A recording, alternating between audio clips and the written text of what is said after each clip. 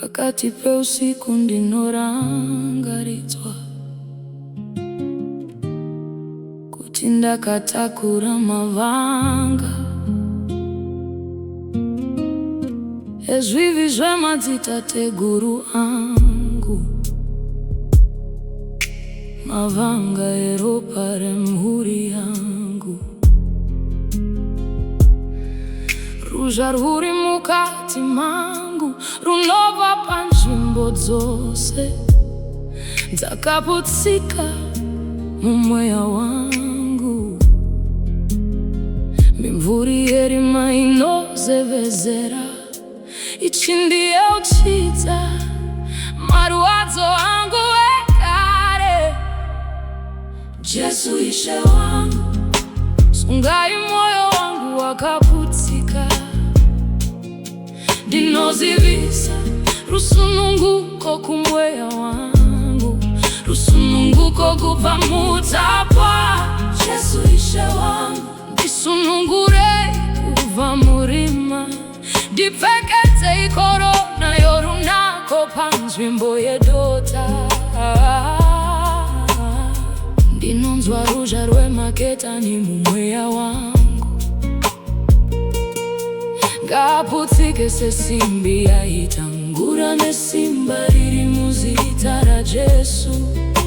Marwadzo akaturikidzana mumweya wangu, achivarira makomborero angu emadzinza nezvipo zvandakapiwa naMwari, achitsvaka kutora upenyu hwangu pakati peusiku. Oh Jesu, oh Jesu, oh Jesu, ponesai mweya wangu pasimba reguva nerufu rwenyu pamuchinjikwa weKarivari. Uye nesimba rekumuka kwenyu ndinoramba, uye ndinokunda simba rekuva muzita raJesu. Ishe wangu, sungai moyo wangu wakaputsika. Ndinozivisa rusununguko kumweya wangu, rusununguko kubva mutapwa. Jesu Ishe wangu, ndisunungurei kubva murima, ndipfekedzei korona yorunako panzvimbo yedota. Nyaradzai ruzha ruri mukati mangu.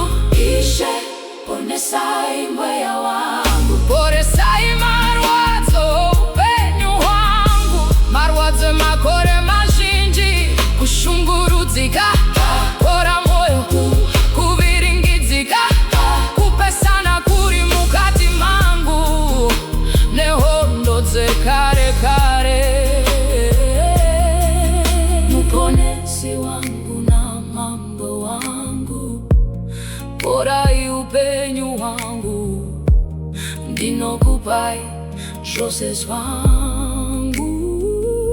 Ndinozviisa pati pesimba renyu rinobwinya, muvingi ngakundwe. Simba renyu ngaritonge mukati mangu, shoko renyu ngarisimbise mweya wangu.